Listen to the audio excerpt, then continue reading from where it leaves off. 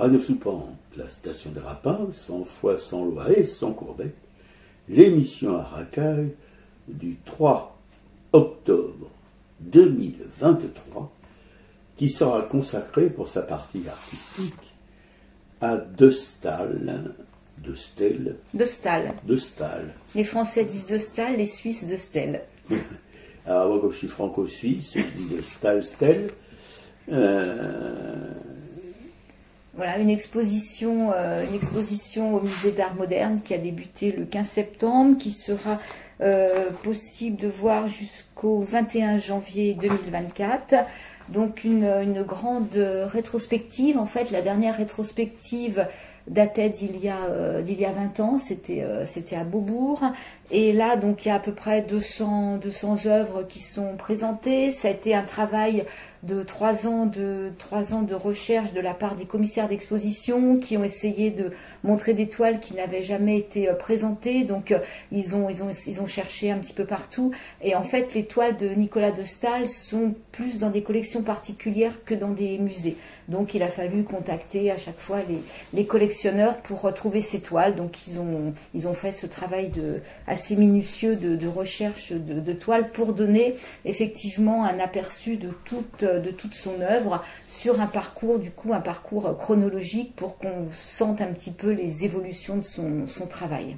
Oui, mais encore une fois, pour visiter une exposition comme ça, en quelques heures, je doute qu'il y ait des gens qui fassent ça en quelques heures, mais c'est mission impossible, il y en a trop, comme toujours.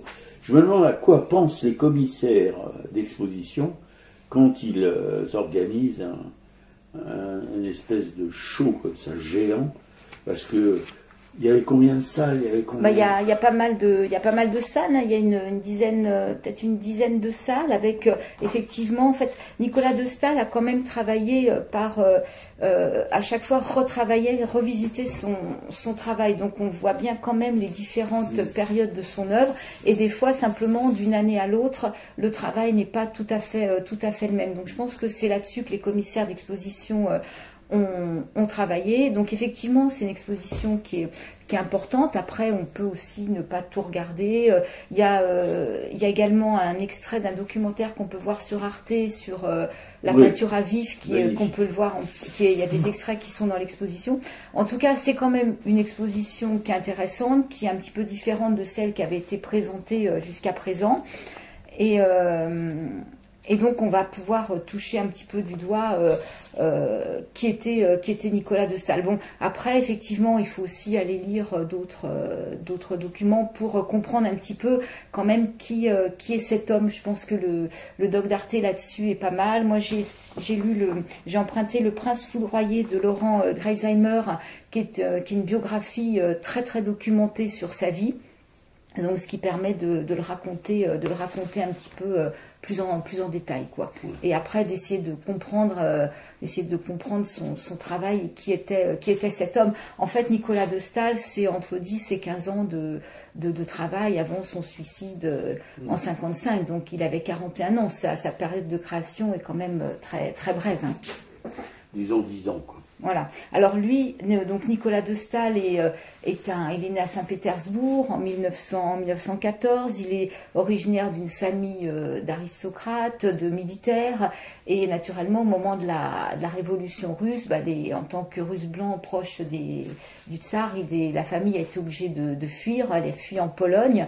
Et malheureusement, il a perdu ses parents en 1919. Les parents décèdent et il va se retrouver hébergé, adopté par une famille en Belgique de Russes aussi qui vont l'accueillir comme fils adoptif. Il a 2 petites sœurs, donc cette famille belge va accueillir les 3 enfants, Staël.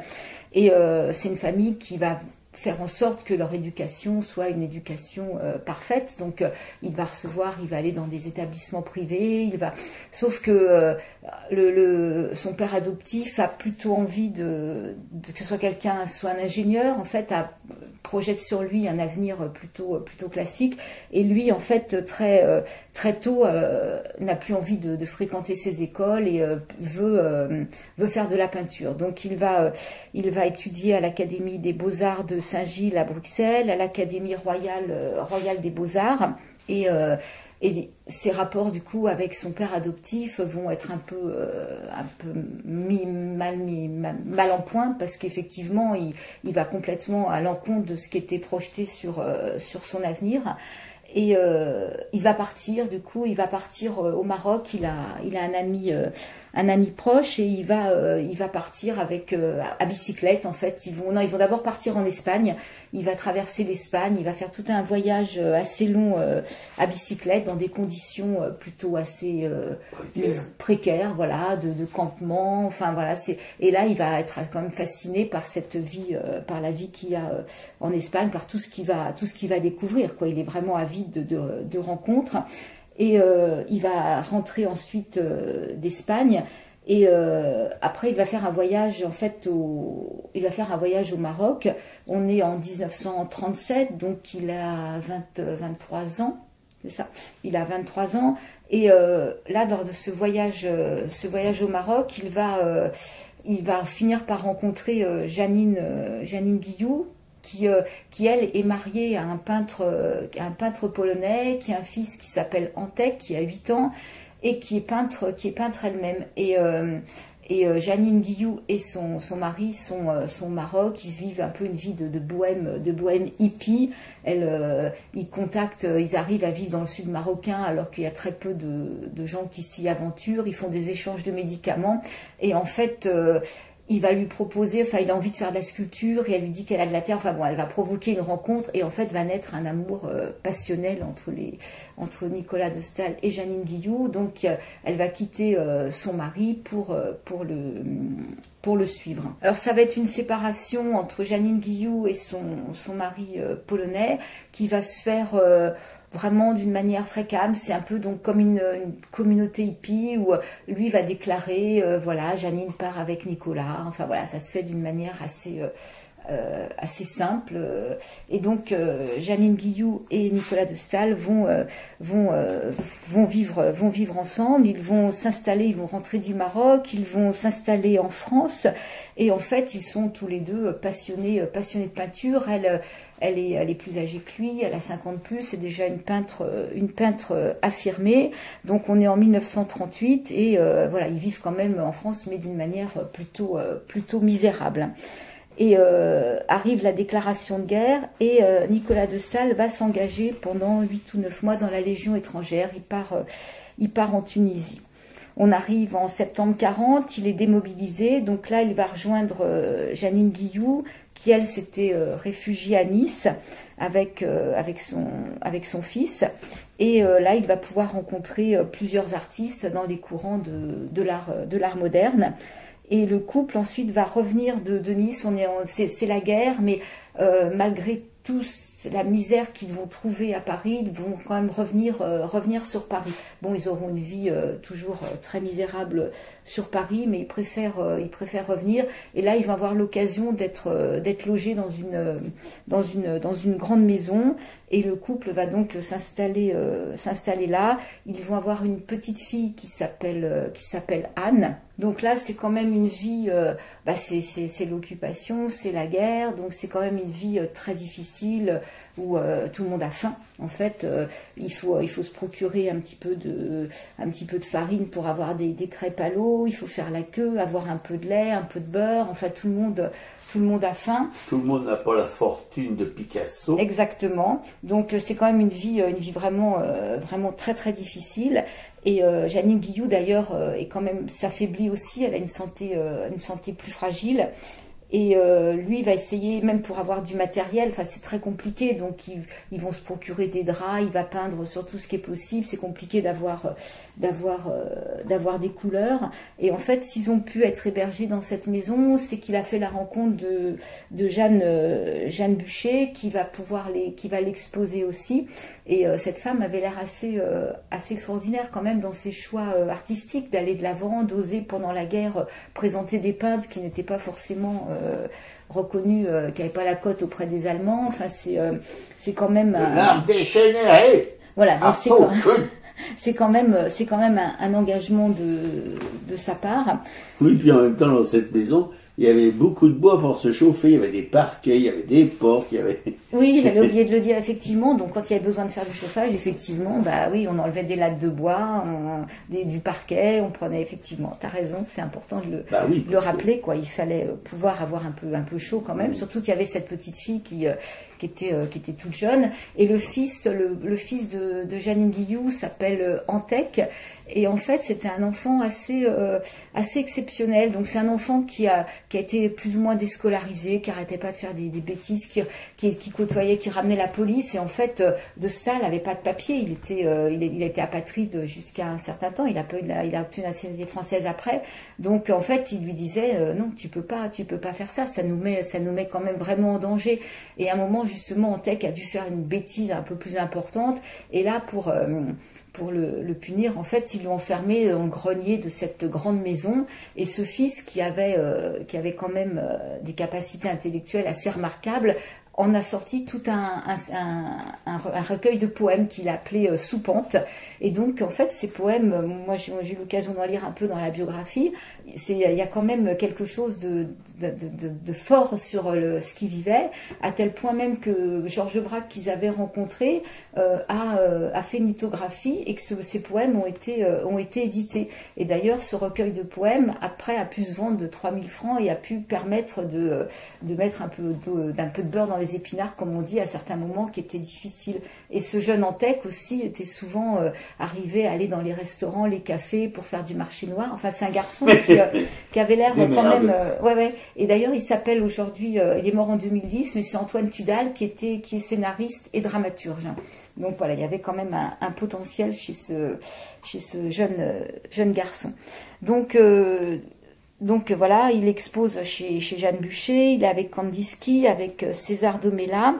Et malheureusement, en février 1946, son épouse Jeannine Guillou va décéder des suites d'un avortement thérapeutique. Elle a eu une pleurésie, elle a été hospitalisée, elle est vraiment très très affaiblie. Et les médecins lui avaient déconseillé de porter un enfant parce qu'elle ne pourrait pas mener à bien la grossesse sans se mettre en danger. Et en fait, elle va décéder lors de cet avortement thérapeutique. Et là, on en reparlera un peu après, mais c'est vraiment une femme qui était passionnée, qui a un amour fou pour Nicolas de Staël, qui s'est mise en retrait pour que lui puisse continuer à peindre. Et c'est elle qui a quand même fait... chauffer la marmite pendant ces années de guerre, parce que lui ne vendait pas, alors qu'elle était une peintre reconnue qui avait quand même des acheteurs, quoi. Et qui refilait ses peintures à Staël pour qu'il puisse travailler, et elle ne pouvait pas donc non plus travailler. Voilà, donc ça c'est quand même très important de le souligner. Et donc elle décède en février 46, et entre-temps le couple avait rencontré Françoise Chapoutou, qui était une jeune étudiante il voulait donner des cours d'anglais à Antec en projetant sur lui peut-être qu'il aille en Angleterre. Et donc Françoise Chapoutou, qui était une jeune étudiante, les avait côtoyés. Et en fait, quand Nicolas de Staël se retrouve seul avec donc ses deux enfants, enfin et cette petite fille qui a 4 ans, donc au décès de sa mère, Anne, il va faire appel à elle pour s'occuper un petit peu de la famille.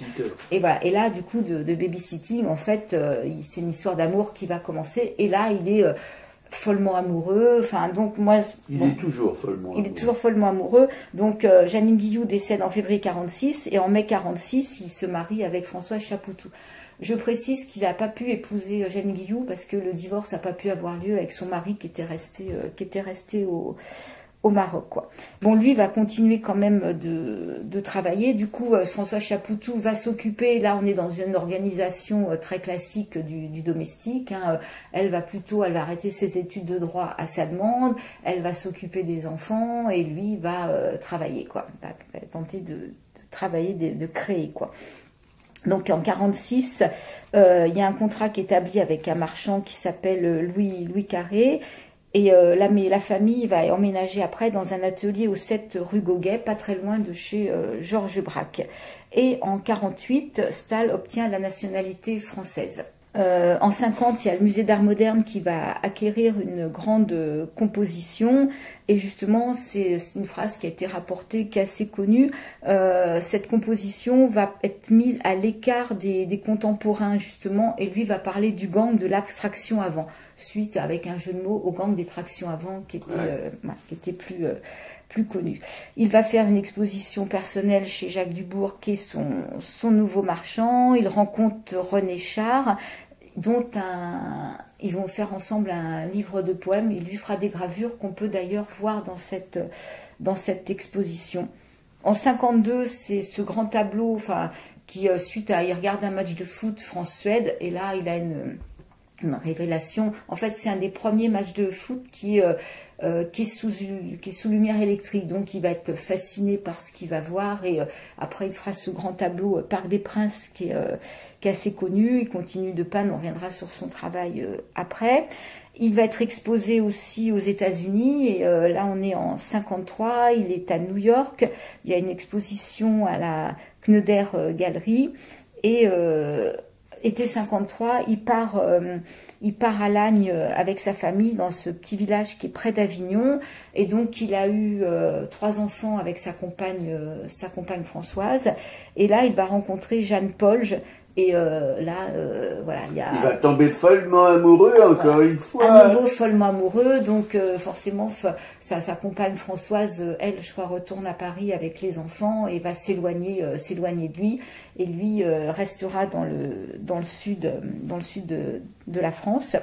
Et donc il fait qui sont tous partis ensemble en fait en Sicile. Au départ donc il est parti avec sa compagne, ses enfants et Jeanne, et je crois d'autres amis. Et on va voir que même en Sicile, d'ailleurs, quand il est sur le motif, en fait, il peint pas, il s'imprègne, il fait des croquis, et c'est seulement après, quand il revient dans l'atelier, qu'il va peindre.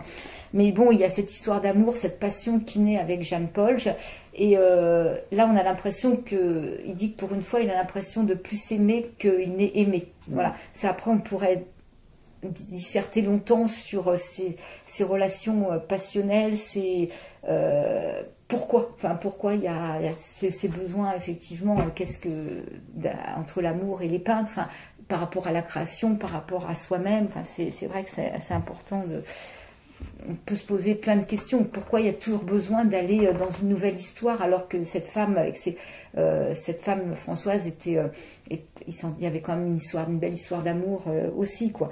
Et puis voilà, donc il continue d'exposer. Il va acheter à Ménherbe une demeure. Donc Ménherbe, c'est dans le Luberon, je crois. Donc là on n'est plus dans les années de misère. Il y a quand même, ce sont des grandes maisons. Enfin, on n'est pas quand même dans les châteaux de Picasso non plus. Non, mais Picasso avait acheté une maison à Ménherbe à sa compagne qui était photographe. Dora Maar. Oui, c'est là qu'elle a fini ses jours. Effectivement, t'as raison. Ouais.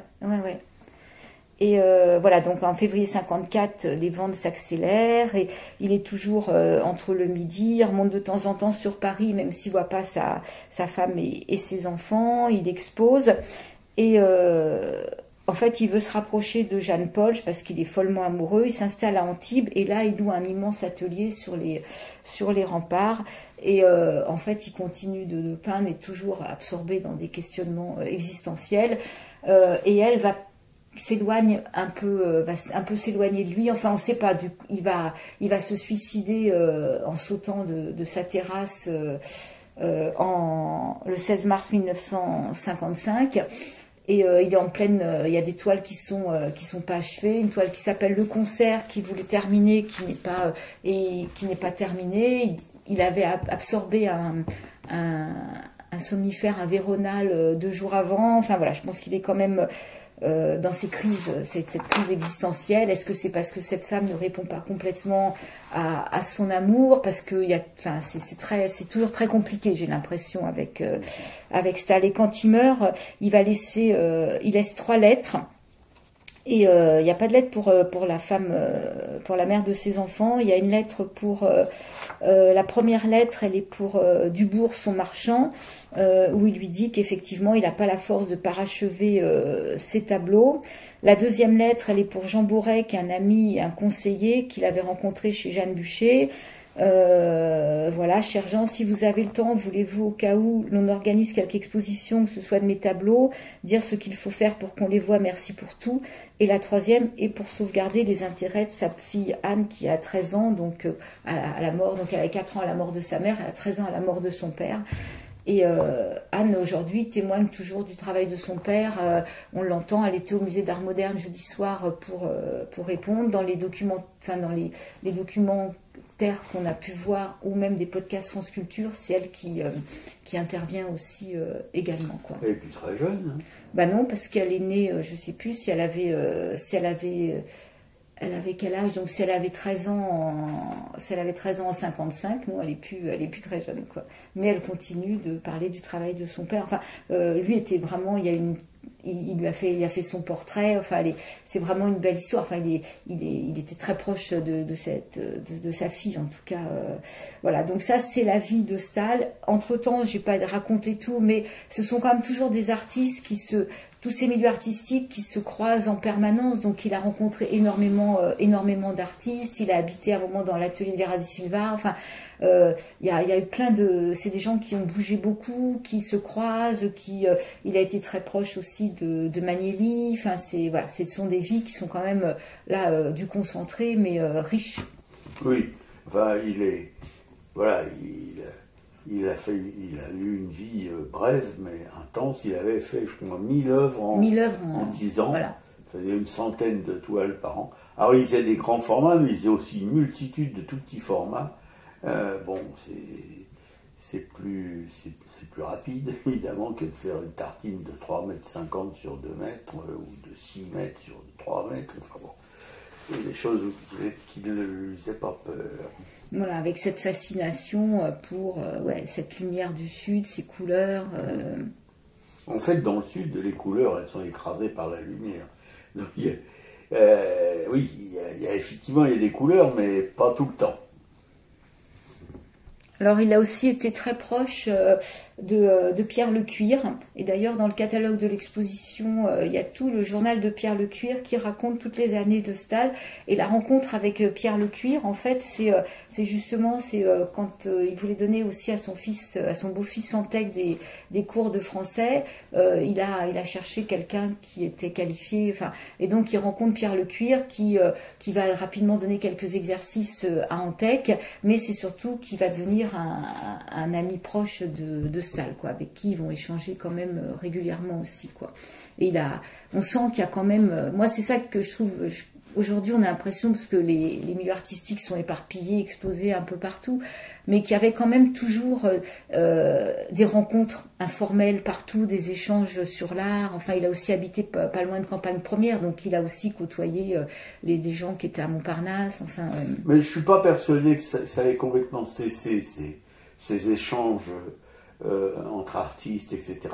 C'est peut-être moins voyant qu'à ces époques, mais je pense que ça se poursuit. Simplement, on regarde le marché des navets à Montparnasse, où tu as quand même une cinquantaine d'artistes. Bon, ça crée quand même même si c'est pas les artistes majeurs, qui sont même un peu mineurs, il y a quand même une vie artistique qui est quand même vivante toujours aujourd'hui. Et je pense qu'aussi dans les milieux artistiques un peu plus sophistiqués, ça existe aussi. Voilà, je suis sûr qu'il y a des rencontres, on n'est pas au courant, malgré tous les moyens de communication qu'on a, mais je suis sûr que c'est pas complètement éteint. Из всех сухожилий, но сегодня опять как вчера обложили меня, обложили, гонят весело на номера. Из-за ели хлопочут двустволки, там охотники прячутся в тень, на берегу кувыркаются волки, превратившись в живую мишень. Идет охота на волков, идет охота на серых хищников, матерых щенков. Кричат загонщики, делаются эти работы, кровь и пятна красные флажков. Не на равных играют с волками егеря, но не дрогнет рука, оградив нам свободу. воду флажками пьют уверенно наверняка. Волк не может нарушить традиции. Видно в детстве слепые щенки. Мы, волчата, сосали волчицу и всосали нельзя за флажки. И вот охота на волков, идет охота на серых хищников, матерых и щенков. Кричат загонщики, делают псы до рвоты, кровь на снегу и пятна красные флажков. Я из повиновения вышел за флажки, жажда жизни сильней. Только сзади я радостно слышал удивленные крики людей. Рвусь из сил, из всех сухожилий, но сегодня не так, как вчера. Обложили меня, обложили, но остались ни с чем егеря. Идет охота на волков, идет охота на серых хищников, матерых и щенков. Кричат загонщики, делают псы до рвоты, кровь на снегу и пятна-красные флажков. Alors c'était Chasse au loup, Vysotsky. Alors là, je vais vous lire juste un petit paragraphe d'un extrait donc, du Prince foudroyé de Laurent Greisheimer, un livre que j'avais déjà emprunté quand on avait parlé il y a très longtemps de Nicolas de Sales et qui se lit facilement. On est vraiment dans sa vie au quotidien avec ce qui peut parfois m'agacer ou pas. En tout cas, j'ai choisi un extrait qui parlait plutôt de sa manière de travailler. Donc là, on est avant le décès de Janine, donc on doit être en 1945 à peu près, quoi. Stahl peint dans la douleur. Au dernier moment, il retient toujours sa toile sur le chevalet, la reprend, finit par abattre avec autorité sa brosse sur elle, au point de la faire vibrer sur son châssis, de la tendre comme une voile se gonfle sous l'effet du vent. Il puise avec ferveur dans la gamme des gris du Nord, ces gris si subtils dont personne n'est parfaitement maître avant des années de métier. Il leur superpose des teintes en dissonance qui composent un festin de couleurs. De son pinceau coule alors en saccade le sang de sa peinture. Toute son énergie se concentre sur la matière. Dans le secret de son atelier, il invente une pâte unique, luxueuse, impudente. Des couleurs sobres et automnales, et puis des carmins, et des noirs d'ébène profond, des tons rompus. Pierre Lecuir le découvre devant sa toile, muet, concentré. Il y a un côté « je ne réponds de rien », un côté peint les yeux dans les mains, disons grand seigneur, volontiers gaspilleur, vide tube, insouciant, inconscient, qui fait penser à l'ivresse de Noé, et d'autre part un côté savant, circonspect, rusé. Que la couleur soit. Là où un peintre presse parcimonieusement sur son tube, il appuie furieusement. Pour l'essentiel, il n'a jamais pu se résoudre à compter. La notion d'économie lui est étrangère. Les pigments les plus précieux, les teintes les plus rares doivent couler comme le miel. Il achète en gros de la peinture en pot et les rouges de Camnione les plus chers. Cette furie de couleurs passe alors pour la débauche. Elle irrite ses pairs qui l'aperçoivent comme un mépris de leur travail. Rares sont ceux qui comprennent qu'elle est devenue pour lui vitale, élément fondateur de sa manière de peindre. Il crève de faim, et les siens avec lui, mais couvre la toile des pâtes les plus onctueuses. Le geste va bien au-delà du défi. Il est dément, sacré. Sans lui, pas de peinture. Toujours il posera ses pinceaux lorsque la couleur lui fera défaut, d'où sa lenteur, le petit nombre de tableaux qui sortent de son atelier et son angoisse. Comme Fautrier ou Dubuffet, il travaille sur de profondes couches d'apprêt ou d'enduit, dispose ses couleurs généreusement, ne respire que dans l'épaisseur de la matière. Comme eux, il forge un univers touffu pour tenter de ressaisir le monde, mais pauvre survivant d'un empire disparu, héritier d'un lointain saccage, il cherche aussi à étouffer une plainte sans cesse refoulée. Pour se protéger, ses toiles se hérissent de barres noires et de lances sombres. Donc voilà, ça c'est un extrait donc, de ce qu'il faisait dans ces années-là. On voit dans l'exposition qu'il a peint quand même différemment, mais effectivement, il y a toute cette période où il y a ces empattements, où il travaille à la truelle ou au couteau. Et après, à la fin de sa vie, il travaille plus avec des tons, des gazes, des soies pour étaler la couleur. Des gazes et des soies pour étaler la Oui, couleur. c'est des chiffons, enfin des chiffons de gaz ou de soie. Oui, il précisait que c'était comme ça qu'il travaillait plutôt à la fin de sa vie. Alors, on peut parler de son travail. Alors, qu'est-ce qu'on va en dire? Nous, on a le handicap, en fait, on a regardé le doc d'Arte avant d'aller à l'exposition. Dans ce documentaire, il apparaît pas comme quelqu'un de très sympathique, on va dire. On aurait peut-être dû le regarder après pour ne pas avoir cet a priori. C'est une exposition où il n'y a pas tant d'émotions, malgré tout. Bah non. Ça, c'est un peu... Et personnellement, si je peux me permettre, chez ces critères, si je ne ressens pas d'émotion en regardant une peinture ou une sculpture, ou peu importe, une œuvre, eh ben, cette œuvre n'existe pas pour moi. Voilà. Alors évidemment, il y avait des grandes tartines, des petites tartines, des trucs. J'avais une préférence d'ailleurs pour les petites tartines, où il y a une simplification extrême. Ce sont des aplats de couleurs, etc. Très peu de couleurs d'ailleurs, mais c'est lumineux. Mais je ne suis pas franchement un fou furieux de la création de cet artiste, quoi, parce qu'il y a quelque chose dedans qui manque, je crois. Ça peut ne pas manquer pour certains esthètes, mais pour moi, ça manque d'émotion. Voilà, ouais. Point final. Alors moi, il y a quand même des tableaux que j'ai appréciés. En tout cas, on voit bien l'évolution de son travail. Ça c'est important. Des paysages du début, effectivement, tu parles de petits paysages qu'il a fait tout au long de sa vie, ça quel que soit. Et il y a quand même cette abstraction-figuration entre laquelle il a jamais voulu choisir. Il s'est donné quand même cette liberté de ne pas choisir son camp et d'arriver à faire de l'abstraction à travers une figuration. Et ça, moi, il y a quand même des choses des émotions que j'aime là-dessus. Quand il y a, par exemple, il peut faire un arbre. Il y a un moment, c'est un arbre ou un bouquet de fleurs. Et là, moi, j'aime bien cette partie c'est une salle qui s'appelle fragmentation. Il y a une première salle qui s'appelle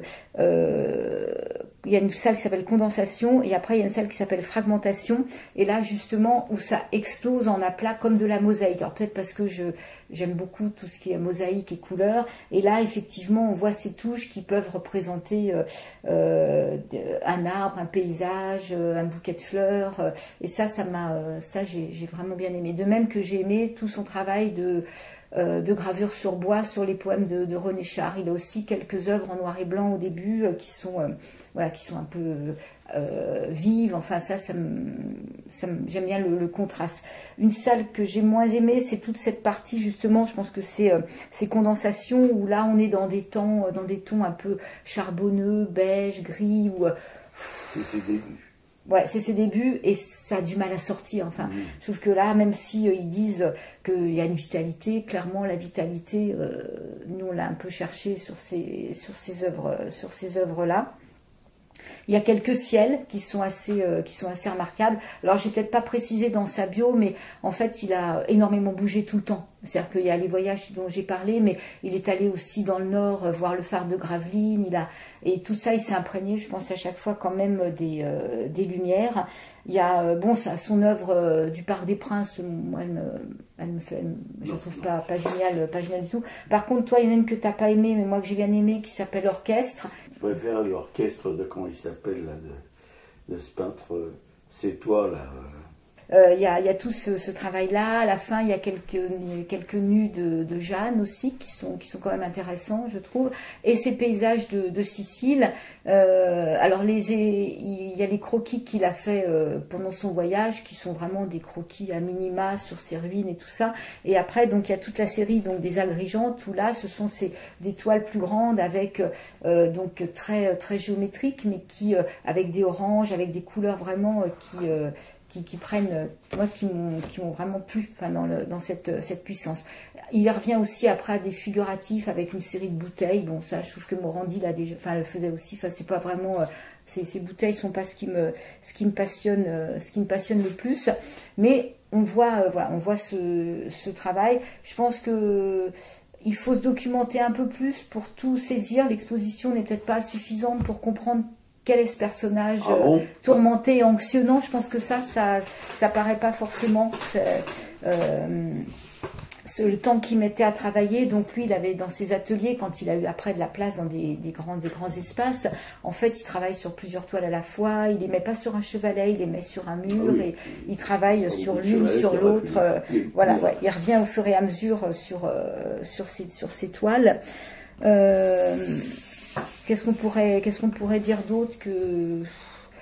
Il y a un style quand même, Nicolas de Staël. Ah oui, puis je connais, moi. J'ai connu en tout cas un artiste qui en a fait son beurre. Il a pu, grâce à Staël, grâce à ses imitations de Staël, construire une baraque, piscine et tout. Oui, ça rapporte beaucoup de fric à ses imitateurs. Ouais. Et qu'effectivement, il s'était aussi, ça j'ai oublié de le dire dans sa bio, hein, comme tous ces artistes, il a passé des heures dans les musées à regarder des peintres classiques, il est allé au Louvre, partout. Donc, Et l'artiste dont je parle, qui a fait un orchestre géant, c'est Combas. Ah, mais oui, d'accord. Ouais, et là, je vibre plus à l'orchestre de Combas qu'à celui de Staël. Voilà, donc c'est... faut faire le... Il y a du monde dans cette exposition. Ah oui, c'est la première fois qu'on voit autant de monde au musée d'art moderne. Là, vraiment, là, c'était avec les groupes, on dirait les groupies là, qui sont en bloc avec une nana qui leur raconte les œuvres, etc., etc. Là, c'était quand même assez sérieux. Ouais. Voilà, donc y aller, pas y aller, moi je pense que pourquoi pas y aller. Oui, mais... si vous avez envie de vous fatiguer, allez-y. Non, parce que toi t'es un peu dur, mais c'est voilà, peut-être que ceux qui ont vu l'expo de Beaubourg ont peut-être moins besoin d'y aller, je sais pas, il y a une vingtaine d'années. Non, mais c'est encore une fois tous ces musées nationaux. Moi j'aimais beaucoup le MAM avant cette expo parce que il y avait jamais beaucoup de monde. Mais c'est toujours pas... Comment on peut aimer une œuvre dans un musée quand on est dans le métro, quoi. Je comprends pas. Il y a quelque chose qui fonctionne pas au niveau des commissaires d'exposition, au niveau des comment dirais-je, des conservateurs de musées, etc. Ils sont dans leur petit monde, là, entre eux. Mais quand on présente des expositions aussi monumentales au grand public, je trouve que c'est vraiment... du gâchis, quoi, parce que bon, d'accord, ils sont là, ils défilent, ils payent leur entrée, etc., etc. Mais qu'est-ce qu'ils ont vu? On devrait les interroger à la sortie et leur demander qu'est-ce que vous avez vu, qu'est-ce que vous avez ressenti. Là, je suis un peu perplexe. En tout cas, voilà, ça, ceux qui n'avaient pas vu le travail de Nicolas de Staël, ça leur permet de voir vraiment la globalité de son travail. Oui, si vous n'êtes pas mort avant, quoi. Avant la fin de l'expo. Comme j'ai failli l'être. Ami, remplis mon verre, encore un et je vais, encore un et je vais, non, je ne pleure pas, je chante et je suis gai, mais j'ai mal d'être moi, ami, remplis mon verre, ami, remplis mon verre. Buvons à ta santé, toi qui sais si bien dire que tout peut s'arranger, qu'elle va revenir. Tant pis si tu es menteur, tavernier sans tendresse, je serai sous dans une heure, je serai sans tristesse. Buvons à la santé des amis et des rires que je vais retrouver, qui vont me revenir. Tant pis si ces seigneurs me laissent à terre, je serai sous dans une heure, je serai sans colère. Ami, remplis mon verre, encore un et je vais, encore un et je vais, non. Je ne pleure pas, je chante et je suis gai, mais j'ai mal d'être moi. Ami, remplis mon verre, ami, remplis mon verre. Buvons à ma santé. santé, que l'on boive avec moi, que l'on vienne danser, qu'on partage ma joie. Tant pis si les danseurs me laissent sous la lune, je serai sous dans une heure, je serai sans rancune. Buvons aux jeunes filles qu'il me reste à aimer. Buvons déjà aux filles que je vais faire pleurer. Et tant pis pour les fleurs qu'elles me refuseront. Je serai sous dans une heure, je serai sans passion. Ami, remplis mon verre. Encore un et je vas. Encore un et non, je ne pleure pas, je chante et je suis gai, mais j'ai mal d'être moi. Ami, remplis mon verre, ami, remplis mon verre. Buvons à la putain qui m'a tordu le cœur. Buvons à plein chagrin, buvons à pleine pleurs, et tant pis pour les pleurs qui me pleurent ce soir. Je serai sous dans une heure, je serai sans mémoire. Buvons nuit après nuit, puisque je serai trop laid pour la moindre Sylvie, pour le moindre regret. Buvons puisqu'il est l'heure, buvons rien que pour boire. Je serai bien dans une heure, je serai sans espoir. Ami, remplis mon verre. Encore un et je vas, encore un et je vais. Non, je ne pleure pas, je chante et je suis gai. Tout s'arrange déjà. Ami, remplis mon verre, ami, remplis mon verre, ami, remplis mon verre. Voilà, c'était l'ivrogne Jacques Brel. Et là, je vais faire une troisième partie brève, mais qui est importante pour moi, c'est de revenir sur Jeanine Guillou, parce que effectivement, aujourd'hui, moi, quand on parle d'un peintre artiste et que sa compagne était aussi artiste, la question c'est, mais qui est Jeanine Guillou? Est-ce qu'on en a parlé? Qu'est-ce qu'elle est devenue? Elle a une vie très brève, effectivement, puisqu'elle est morte en 1946. Oui, elle a quand même, il y a un musée, je crois que c'est le même, qui a acheté 2 œuvres d'elle récemment. Ah oui, d'accord. Ah bah, et en fait... et au musée de Rouen, il y a des œuvres d'elle. Ah bah ça c'est important. Donc effectivement, du coup je suis allée fouiller et j'ai découvert qu'en 2012, au musée d'Antibes, il y a eu une exposition consacrée à la rencontre entre Stahl et Jeanine Guillou. Et là, justement, leur fille Anne est intervenue en commentaire dans cette exposition.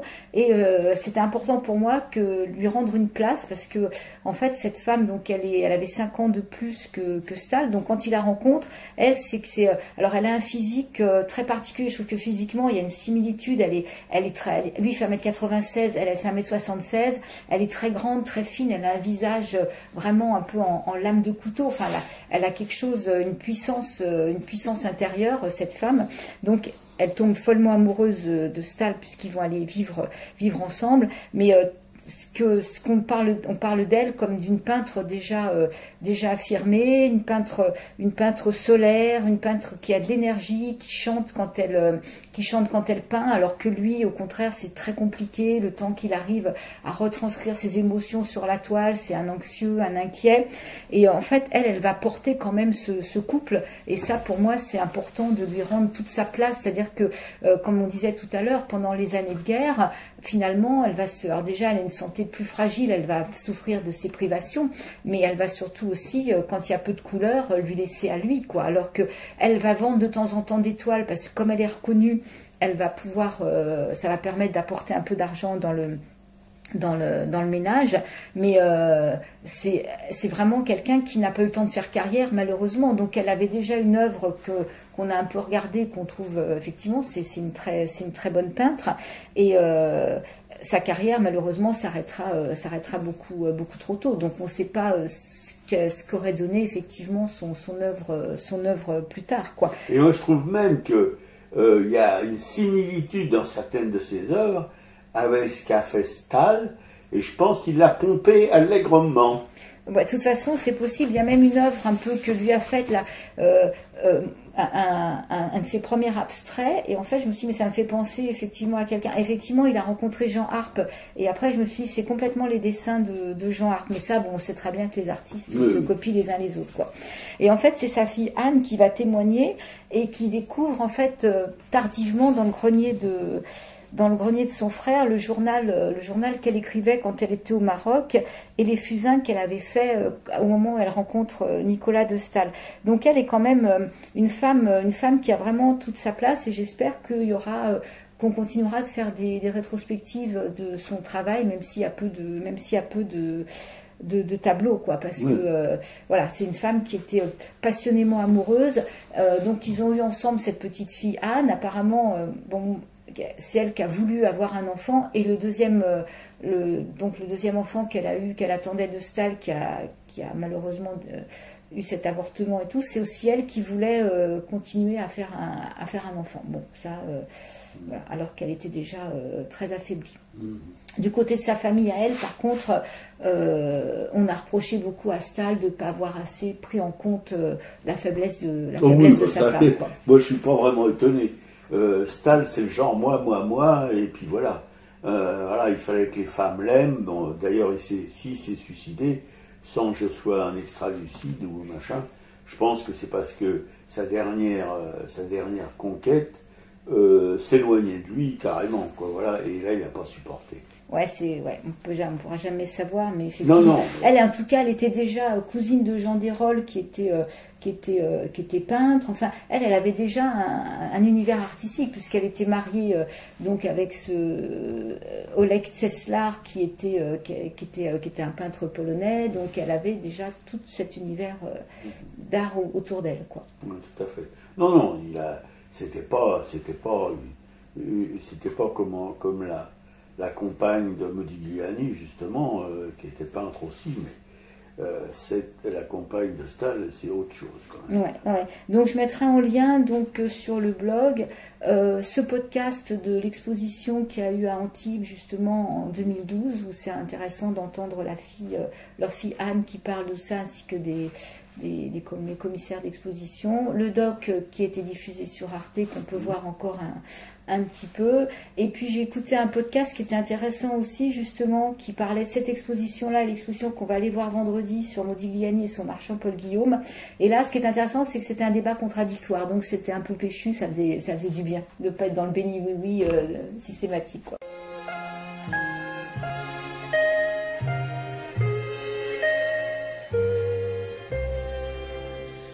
Voilà combien de jours, voilà combien de nuits, voilà combien de temps que tu es reparti. Tu m'as dit, cette fois, c'est le dernier voyage pour nos cœurs déchirés, c'est le dernier naufrage. Au printemps, tu verras, je serai de retour. Le printemps, c'est joli pour se parler d'amour. Nous irons voir ensemble les jardins refleuris et déambulerons dans les rues de Paris.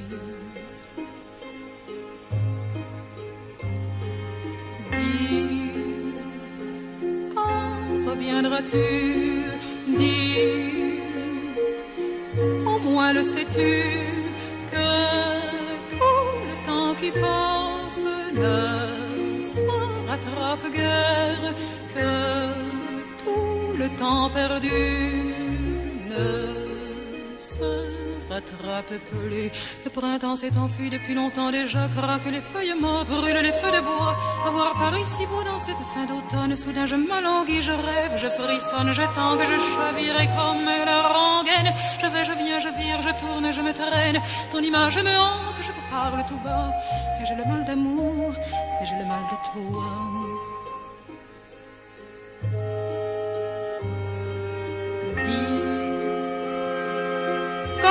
Reviendras-tu, dis, au moins le sais-tu, que tout le temps qui passe ne se rattrape guère, que tout le temps perdu ne se rattrape plus. J'ai beau t'aimer encore, j'ai beau t'aimer toujours, j'ai beau n'aimer que toi, j'ai beau t'aimer d'amour. Si tu ne comprends pas qu'il te faut revenir, je ferai de nous deux mes plus beaux souvenirs. Je reprendrai la route, le monde, mes merveilles, j'irai me réchauffer et un autre soleil. Je ne suis pas de celles qui meurent de chagrin. Je n'ai pas la vertu des femmes de marin.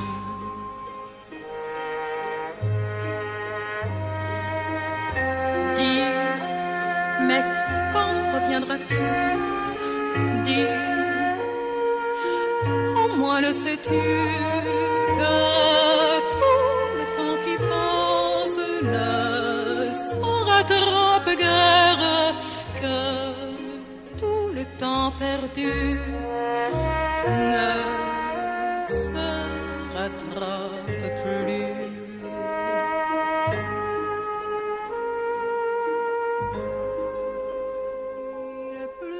C'était Barbara, dit quand reviendras-tu?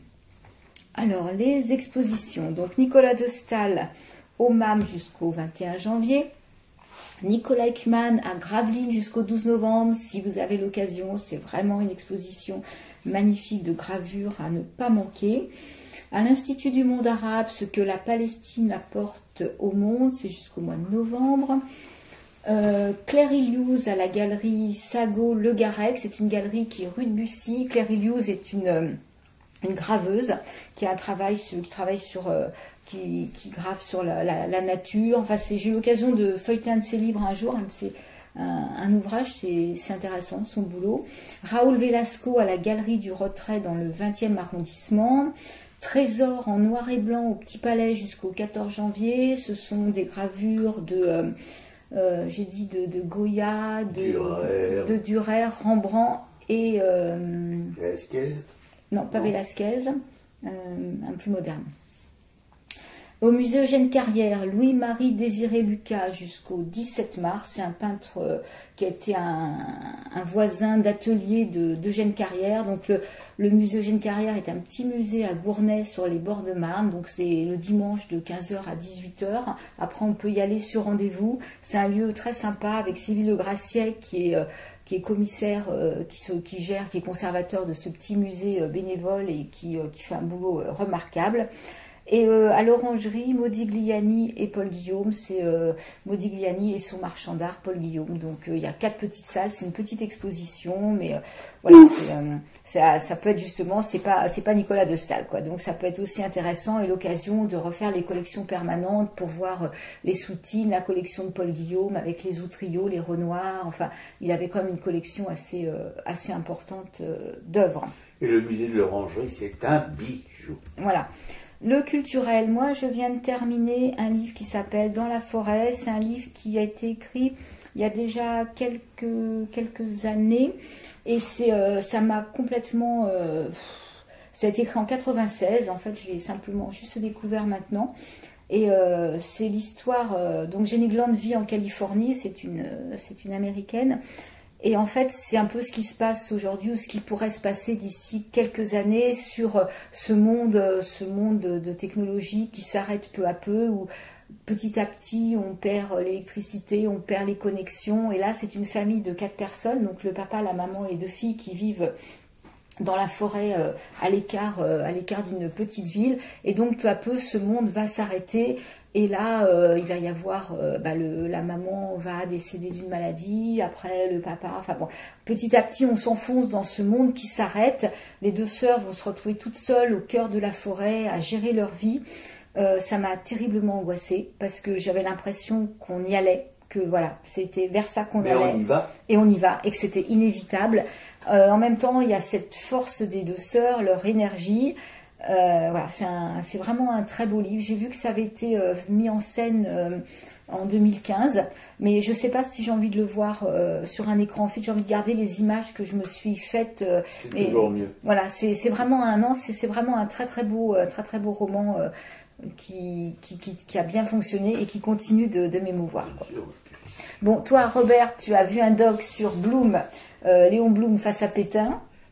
Ah oui, sur LCP, hier dimanche, en fin d'après-midi, exceptionnel, j'ai découvert Blum, et pour moi c'est une sorte d'éblouissement, ce politicien, qui était contre la guerre, qui était vraiment un pacifiste, contre la peine de mort, etc., un grand intellectuel qui a été évidemment que l'extrême droite a tenté d'assassiner, etc., etc. Il avait le culot des juifs, et en plus socialiste, et en plus un peu leader du Front républicain, du Front populaire, voilà, responsable des congés payés, responsable de la semaine de 40 heures. C'est à cause de lui, disait l'extrême droite, que la France avait perdu la guerre, parce qu'il y avait des millions d'heures de travail dans les arsenaux nationaux, qui ont empêché la fabrication de munitions, d'armes, etc. C'est complètement faux. Voilà, enfin. Et là, on voit un homme, voilà, un espèce de Gandhi français, confronté au fascisme le plus dégueulasse, incarné évidemment par ce maréchal, nous voilà, un militaire, voilà, c'est-à-dire, il y a d'un côté, il y a la grâce, si on peut dire ça, intellectuelle, etc., la culture, et de l'autre côté, c'est le militaire borné, la culotte de peau, quoi, le Pétain, qui évidemment, il n'y a aucune relation possible entre les deux.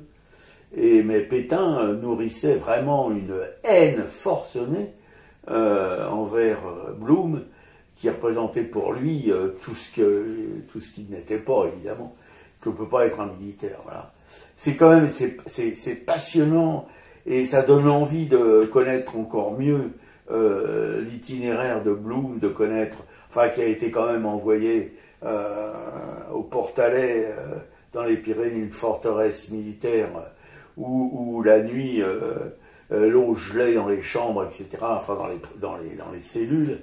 Il a été après envoyé à Birkenau. Il s'en est sorti avec son épouse, qu'il l'a épousée justement à Birkenau, c'était sa compagne, qui l'a rejoint à Birkenau pour l'épouser. Voilà, il n'y a pas de roman, il n'y a pas de romancier capable d'inventer une vie comme ça, quoi. C'est quand même, et ça nous a donné l'occasion, ma camarade et moi, d'avoir quelques échanges assez violents, puisqu'elle déteste tout ce qui est politique, en disant que tout ça c'est avarié, que ça pue. Mais pour une fois qu'on voit un homme politique, justement, qui est tout le contraire de quelque chose qui pue, j'ai été un petit peu scandalisé. Enfin bon, il faut non, mais c'est parce que la première question que je t'ai posée, c'est alors pourquoi n'a-t-il pas aidé les républicains espagnols?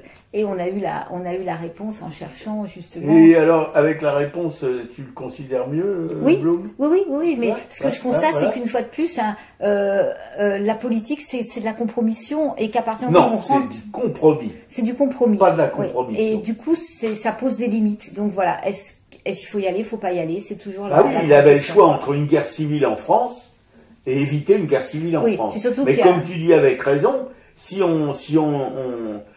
avait opté pour l'aide directe de la France à l'Espagne, comme il l'avait voulu lui-même. Ce qui avait été voté au départ, en fait. Qui avait été voté, c'est qu'effectivement, il y a eu des pressions aussi de l'Angleterre. L'Angleterre qui est, comme toujours, faux cul, s'est défaussée. Et puis l'extrême droite française, la droite française, tous les factieux français qui étaient remontés comme des pendules contre tout ça, ça aurait fait une guerre civile. Il a évité une guerre civile en France, mais aussi à cause de ce non-engagement de la France pour défendre la République espagnole, eh ben on a eu Hitler à la place. Voilà. Oui, parce que l'idée c'était soi-disant de sauvegarder la paix en Europe, et en fait ça n'a pas sauvegardé la paix. C'était pas soi-disant. C'était pour sauvegarder la paix en Europe. Et on voit bien ce que ça a donné. C'est-à-dire que effectivement, les pays ont respecté donc la non-intervention en Espagne, sauf les Italiens et les Allemands. Voilà, donc en fait, et là, c'est un peu la même chose avec ce qui se passe avec Poutine en ce moment. On ne va pas rentrer dans cette discussion, mais voilà, on n'apprend rien de l'histoire. Apparemment, Munich, tout ça, c'est oublié, etc. Mais là, on est vraiment dans la même configuration que cette. Mais Blum, si vous voulez, c'est pour moi, on n'a pas d'équivalent comment dirais-je, de grandeur politique Et il était, alors ça va vous étonner peut-être pour les gens qui sont incultes, mais comme je l'étais d'ailleurs, jusqu'à ce que je vois cette émission sur Blum, c'est qu'il était un gaulliste inconditionnel et qu'il a défendu De Gaulle depuis Birkenau où il était enfermé, De Gaulle que Roosevelt voulait carrément liquider. Roosevelt qui était convaincu que De Gaulle c'était un nouveau Mussolini. Non mais il faut être vraiment un Américain con pour penser des choses comme ça. Voilà. Et c'est grâce à comment dirais-je, à Blum qui était enfermé, je répète, à Birkenau, mais qui avait un pote à lui qui s'appelait Meyer, qui était aux États-Unis, qui était très connu aux États-Unis, très écouté aux États-Unis. Et ben Blum lui a écrit et est intervenu. Et c'est grâce à ça, si vous voulez, que Roosevelt a renoncé à liquider De Gaulle. Voilà, quand même, hein, il faut... voilà. Non, des choses comme ça, quand on les apprend, quand on est à peu près nul en histoire, parce que, à part les historiens qui sont des menteurs invétérés, presque tout le monde est nul en histoire. Moi, j'adore pas, je suis pas un grand spécialiste de l'histoire, mais j'aime l'histoire. Et là, on découvre effectivement un homme politique comme on n'en a jamais connu depuis que la politique existe en France.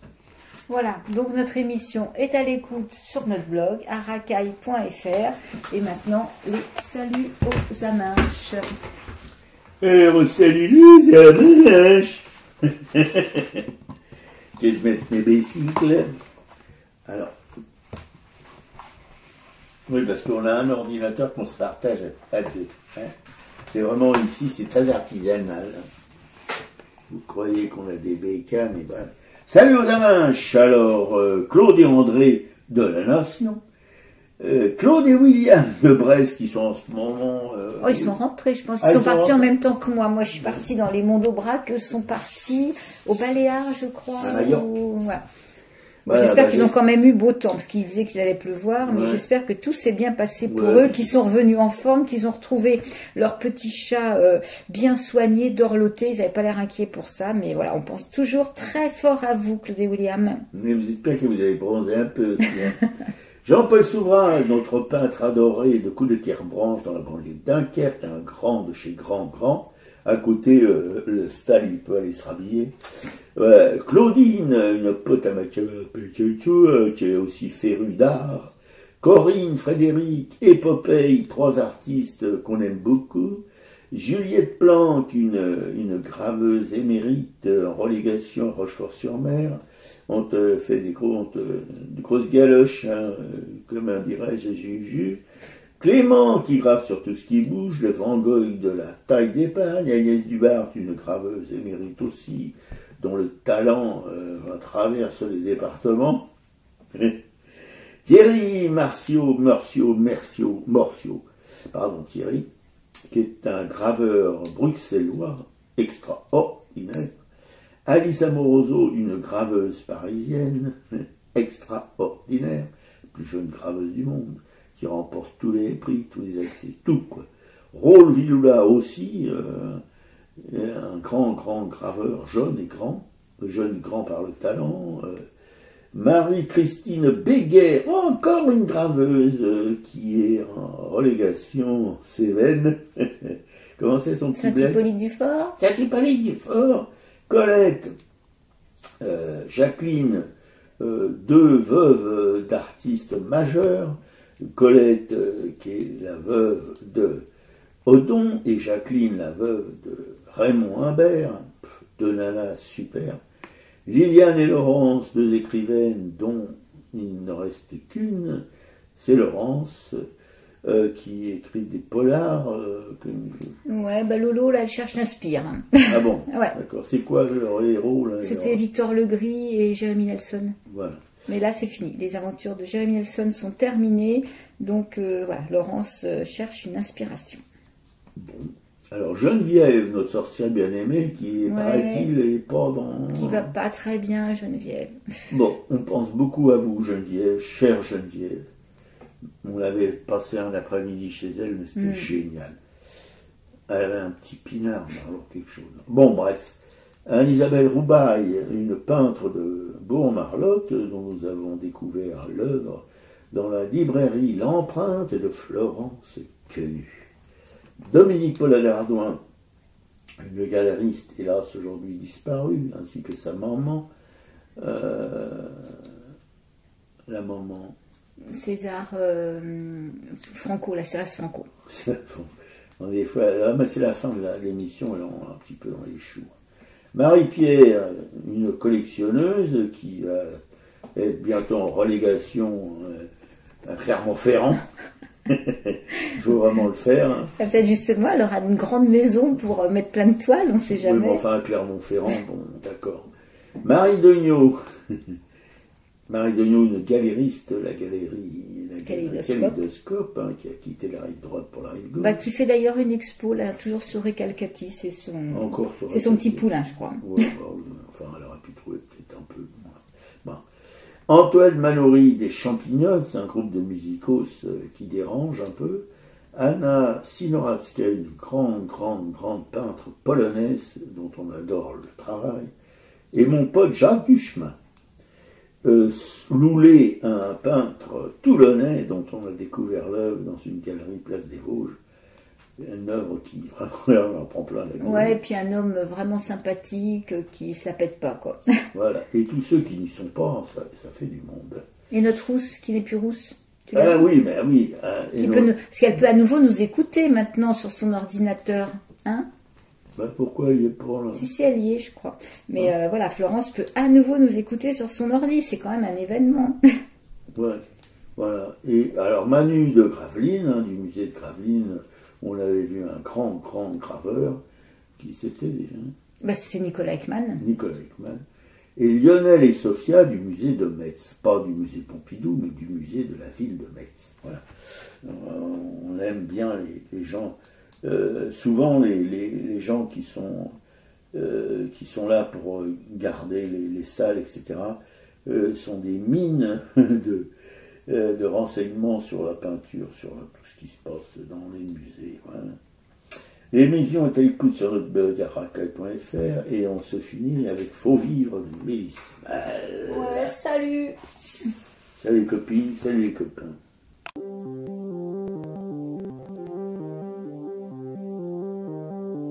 Malgré l'écran suet une néant, c'est pour mieux nous manger enfants et les silences et les boucans, faut vivre. Et bien qu'aveugle sur fond de nuit, entre les gouffres infinis des milliards d'étoiles qui rient, faut vivre. Malgré qu'on soit pas toujours beau et que l'on ait plus ses 16 ans et sur l'espoir, un chèque en blanc, faut vivre. Malgré le cœur qui perd le nord, au vent d'amour qui souffle encore et qui parfois encore nous crise, faut vivre. Malgré qu'on n'ait pas de génie, n'est pas Rimbaud qui veut pardir et qu'on se cherche un alibi. Malgré tous nos morts sans coquette qui errent dans les rues de nos têtes, faut vivre.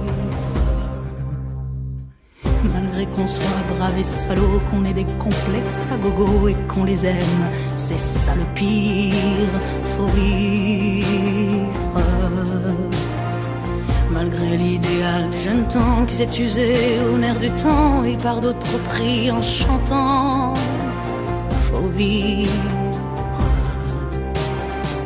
Malgré qu'en se tournant vers le passé, on est effrayé de s'avouer qu'on a tout de même un peu changé, faut vivre. Malgré que l'on soit de passage, qu'on vive en fou, qu'on vive en sage, tout finira dans un naufrage, faut vivre. Malgré qu'au ciel de nos poitrines, en nos sentinelles endormies, dans un bruit d'usine gémit, le cœur aveugle qui funambule sur le fil du présent qui fuit, faut vivre. Malgré qu'on noue un enfant mort, s'il peut parfois remuer encore comme un vieux rêve qui agonise, faut vivre. Malgré qu'on soit dans l'engrenage des notaires et des héritages où le cœur s'écœure et s'enlise,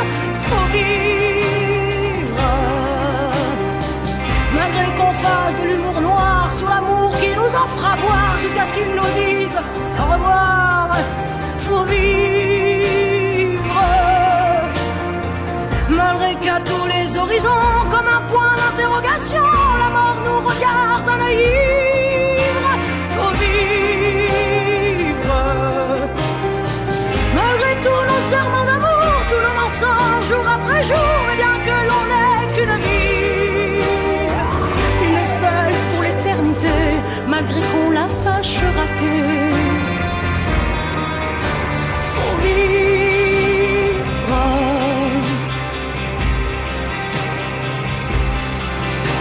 Faut vivre.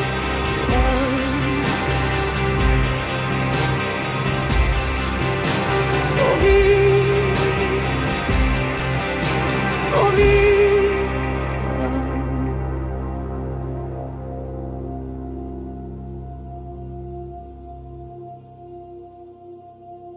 Faut vivre.